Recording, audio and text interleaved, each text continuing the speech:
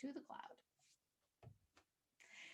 Hello, here we are. It is Thursday, February 4th, and I am excited to be here on another Facebook Live. And as people join me here at 12:05, I'll kind of talk a little bit and get everybody going. We are in the beginning of an ice storm, so that's fun. And we're supposed to get 3 to 5 inches of snow between today through tomorrow morning or tomorrow by noon. So that's awesome. It's like not like we've had any snow this year, which is crazy. We've had so much snow. I'm not sure where we're going to end up putting another 3 to 5 inches of snow, but we'll find a way because that's who we are and that's why we live here. But today we're going to be talking about being totally present. You know, I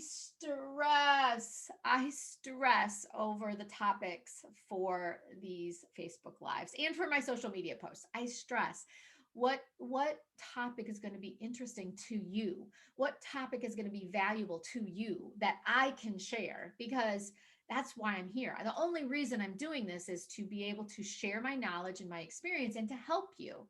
Maybe you're going through something, you need some advice, or you have issues with a coworker, or communication issues, or negotiation, or you're not quite sure what you want to do with your life, and so I can help you figure that out. But in the meantime, I want to be sure that every Thursday I show up for you and that I am bringing value to you. So I really, really I stress over these topics. Now, I need to share something with you, something from the past. And that is that when my nieces were younger, like elementary to middle school age, every year at Christmas, I would buy them books. I know, books. How boring is books, right? My sister, on the other hand, she would buy them games or um, the cutest outfits, and her packages were always wrapped so just beautifully, right? They were just had bows and everything matched. And Aunt Mel, her gifts were wrapped, and they were fine, but everybody knew what they were. They were always books because I was like the educational aunt. So I got this reputation of being the educational aunt, which I called AKA boring aunt. And my sister was, oh, I can't wait to see what Aunt Kathy got us. I can't wait to see what Aunt Kathy got us. And so it drove me absolutely crazy. So now, now that you know that I have this tendency to go to the analytical, go towards the boring side, not so much fun side of things. Now you know why I stress over these topics, because I don't want them to be boring. So I'm thinking February. Because see, I came into this year with a plan that on the first Tuesday of every month, I was going to fill in my social media calendar so that I would know already. I've already have typed out, here's this week's post, this week's post, this week's post. This will be our Facebook Live. So everything kind of aligned. And so I've been doing that. Well, January was all about my launch of my new course, which launched on February 2nd. Congratulations to us. Thank you very much for joining me on that journey. It was crazy roller coaster, but it was a lot of fun. And now I'm really excited digging into the course. So that's awesome. So thank you very much for that. But back to the February, and what am I going to talk about in February? So I thought, okay, what is February? Well, February is Valentine's Day. Okay, all right, Valentine's Day. That's love. Yeah, but I'm not an expert, a relationship expert. That's not what I do. How does love fit in with business, and so it's just not. I'm not the expert. So you don't want to go to me for that. So I thought, okay, well, what else is February? Well, February is Black History Month. Oh yeah, okay. Yeah, maybe there I could highlight four historical Black women who have made an impact on the world or on a community, or even I researched some that weren't so famous. Let's learn a little bit about this, because remember, I'm all about learning. And then I thought, but that's not I'm not an expert in that either. And I really want this to be aligned with our group. Our group is career mapping. And so I wanted to be a value that of information that I can share with you. So I thought, okay, all right, all right, all right. So it's not Valentine's Day, it's not Black History Month. What is it? What else happens in February? Hmm. Hmm. Performance reviews. That's it. Performance reviews. Okay, yeah, I can do performance reviews. And we can do 1 week on preparing for performance reviews, another week like emotionally, and also preparing, just documentation wise. Where do you think that you should be regarding your performance? What do you do when you don't get a good performance review? What kind of questions should you ask? I could do weeks like this. Oh yeah, performance review. That's cool, right? Yeah, boring ant. Performance reviews, really? Boring. Okay, so yeah, as of yesterday morning, I am editing my book. And I don't know why I stress over the topics because quite frankly, I try to direct what it should be, what the topic should be. And honestly, I just need to turn to God. I mean, this is just the silliest thing. Why do I continue to do this month after month, week after week after week? And so I was editing my book, and I'm editing a topic. The lesson is on temptation. And so I'm talking about being totally present. So we are trying to remove the temptation of looking at your phone or of distractions, that type of thing. And so as I'm going through this total present thing, I'm like, perfect, totally present. Yes, that is a topic that we all need to focus on. And we all, especially now when most of us work from home and our kids are going to school from home, and our home lives and our work lives are blurred, mashed up more than ever. We need to be totally present with wherever we are, with whomever we're talking to. So, why do I stress over the topics when all I need to do is let God direct me? So, that's what I did this week. So, here we are. We are talking about being totally present. Well, what does that mean specifically? Well, that means that we are 100% fully engaged with the conversation we're having, or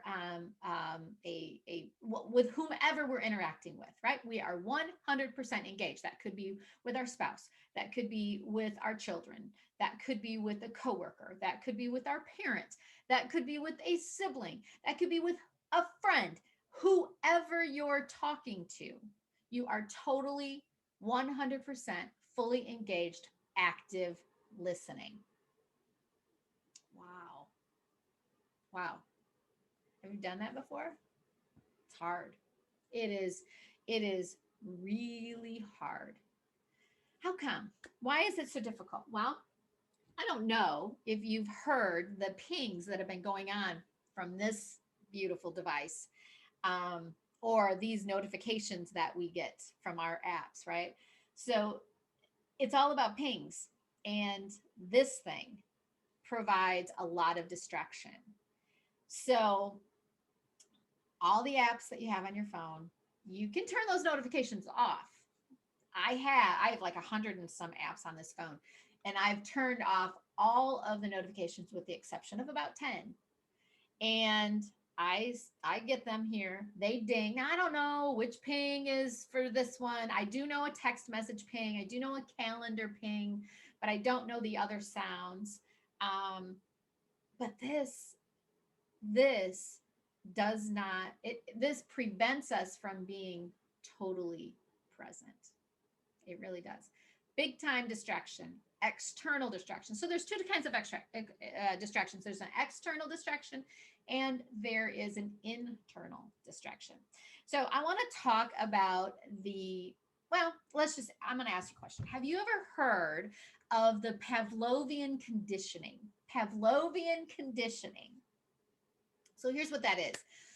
Ivan Pavlov, in the 1890s, he was a Russian scientist. You probably heard of Pavlov's dogs. So if you haven't, I'm going to explain it to you. So what he did was he did an experiment because he wanted to see if he could condition a behavior in the dogs by ringing a sound. And so in this case, it was a metronome, but we're just going to say it was a bell. Okay. So he rang the bell and then gave food to the dogs. And so he kept ringing the bell and they got food. Ring the bell, they got food. So eventually, what happened is when he rang the bell, they started to salivate because they were expecting food. And so they associated the bell noise with the food. And pretty soon, they didn't get food, the bell rang, they salivated. So there was a conditioning response. And that's, I believe, I contest today that this device or any device, tablet, computer, laptop, whatever, and that ping has conditioned us to a specific response, even if we don't want to do it. And that response is to look at it, right? To glance at it. So when that external distraction happens and it pings, we go, oh, whether we're talking face to face, whether we're in a meeting, whether we're watching a presentation, we look at it.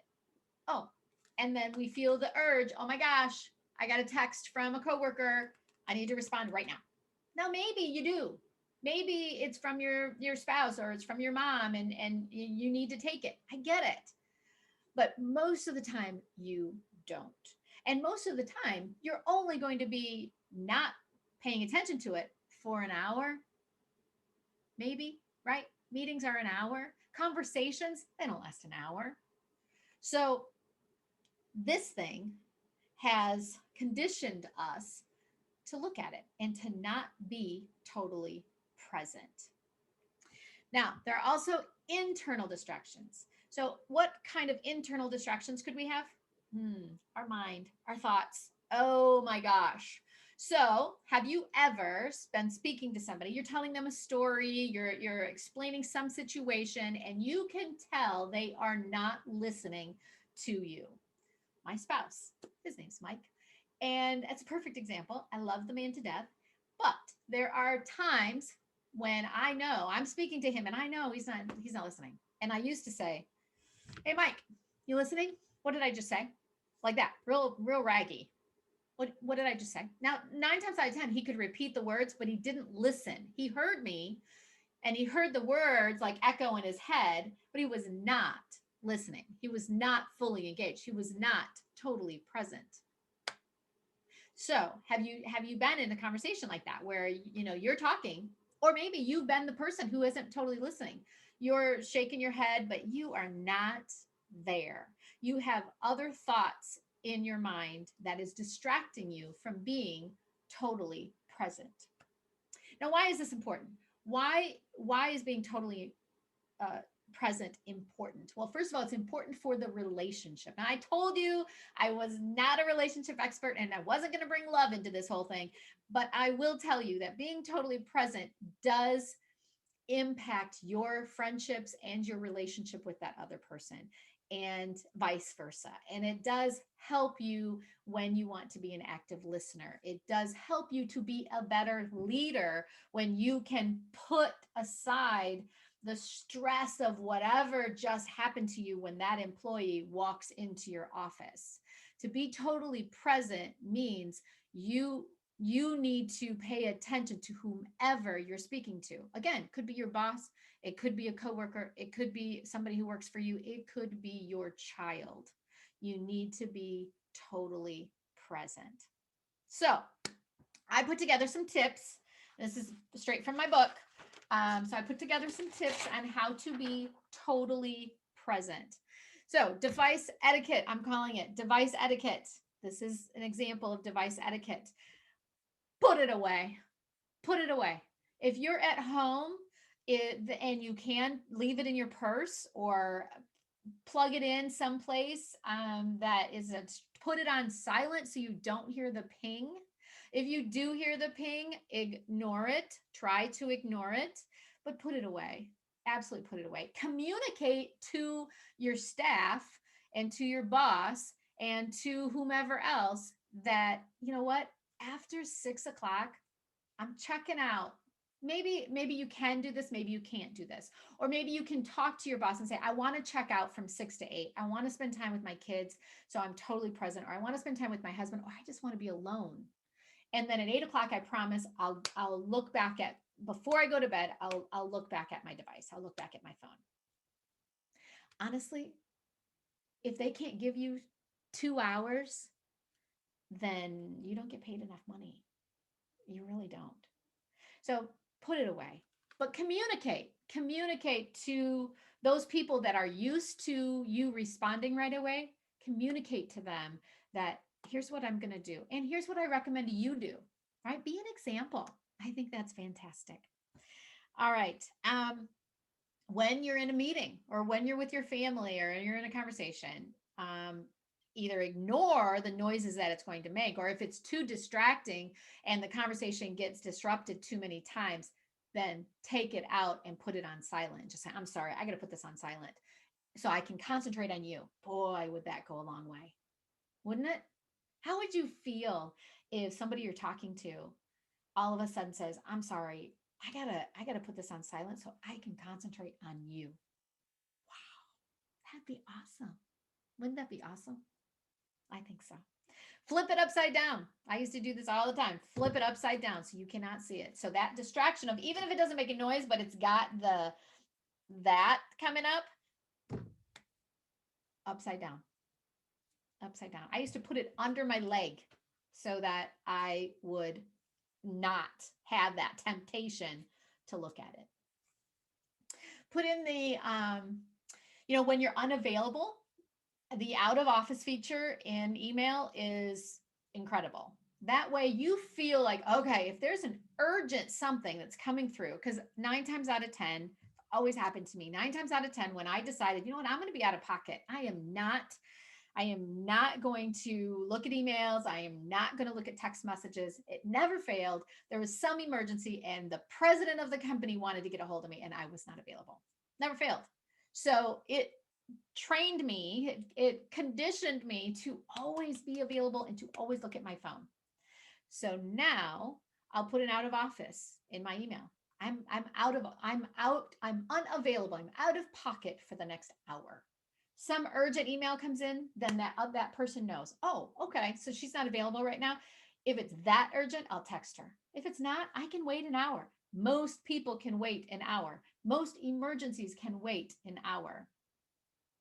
And I think that's really common courtesy. So enable your out of office. Use it for more than just vacations is my point. Enable the do not disturb function. So if you're nervous that you put this on silent and your mom or your spouse or your kids or significant other or a sister or whoever is important to you or your boss cannot call you because it's on do not disturb, there is a function where you can select certain contacts that are your favorites. And so no matter if this is on do not disturb, that contact, if they call you, that will ring through. So that may set your mind at ease that, okay, if my mom calls, I know she's going to get through, even though this is on do not disturb. Something to give you some peace of mind. And finally, I would schedule specific time to check your email. Schedule specific time to check your email. Do not become a slave to your email inbox. Do not. This technique increases your productivity. It totally does. Otherwise, you are going back and forth. You know how it is when you're in the middle of a project and then you flip over to your email and then you get hung up in that, or you flip over to social media, you get hung up in that. And then by the time you get back to your project, it takes you a while to remember, where was I at? How does this work? So schedule time. Maybe it's first thing in the morning, it's right after lunch, and it's just before you go home. Or it's middle of the afternoon, so you've got a couple hours to take care of some emergencies. I think that's a really good tip. Okay, so that's device etiquette. That's my let's see, 6 tips on device etiquette. Now there's conversation etiquette. So let's just say that you're having a conversation and the other person is not listening. So how do you get their attention? because it's important. What you're saying is important. And quite frankly, they're being rude. They don't probably mean to be rude, but it's rude. So, what would be the way to do that? Well, here's just my advice. I would, first of all, you need to be sure you're practicing active listening, and you need to be sure that you are being totally present and that you're 100% engaged. But if you are talking to somebody and you're telling them a situation and it's important, and or even if it's not important, but you're talking to them and you can tell they are not where you are, they are someplace else, their mind has wandered, I would simply say this. I'd stop my conversation, my story, and I would say, "Hey, I you seem to be really maybe a little distracted. Is everything okay? You got a lot on your mind. Is there anything that I can help with?" That does two things. One, it tells them that you care. And two, it tells them that you noticed they were disengaged. Now, they may say, "Yeah, I'm really sorry. I got so much going on in my mind. I did lose track of what we were talking about. Go again." Or they may say, "Yeah, you're right. I've got a lot going on and I could use your help with XYZ." Or, "You know what? I got to go. I got to go. Thank you so much for recognizing that, but I got to go." And then so it does two things, right? It tells them that you care. It also tells them that you noticed. And then maybe the next time they'll be a little bit more active in their listening skills. Okay, so that's conversation etiquette and how you address it when somebody is not listening. So, um, okay, where are we at here? Okay, those are my tips. So device etiquette, put it away, for goodness sakes, put it away. Use the do not disturb function, use the out of office function for more than just vacations, flip it upside down, schedule time for your email list. Um, Active listen, deliberately focus on your colleague or your children, try to stay um, i- focused and 100% engaged. And and so here's some homework. So here's some homework for you. I want you to brainstorm ways that you can be totally present for the next couple days. Be self-aware. Think about when you hear this go off. Do I need to? Do I need to look at it? What about that temptation? How do I prevent that temptation? How do I stop that conditioning behavior, that Pavlovian conditioning? By the way, was that too much or was that really boring? I'm hoping it was interesting to you. But be self-aware. See how much you are totally present. You may think that you are, but you might find out you're not. And you may know that you're not, and you want to be better. So how do we get to be better? That's what 2021 is all about. How do we get to be better? Better versions of ourselves and to improve our relationships. Well, this is one way to do that. So, your homework is to brainstorm ways for you to be totally present and to become self aware on how present you really are or are not, and then implement those ways. I'd also like you to share. I'm positive that everybody probably has tons of tips on how to remove that temptation of device and be totally present. So share your comments, share your tips either in the comments of this event or share them in the private Facebook page. All right, everybody. I wish you all a fantastic February 4th, and I'll see you next week.